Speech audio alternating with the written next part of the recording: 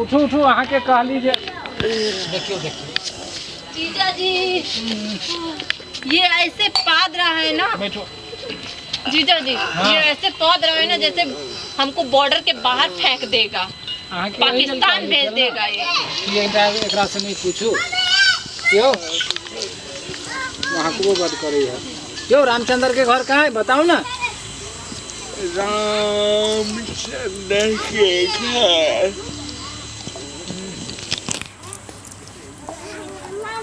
कहाँ है यो। रामचंद्र के घर जाएगी। हाँ हाँ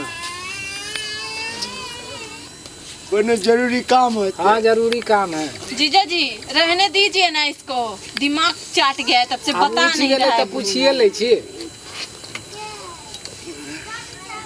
कहाँ है बताओ। जरूरी काम है तो हाँ, हाँ। रामचंद्र का घर बता दो, हम लोगों को जाना है वहाँ पे।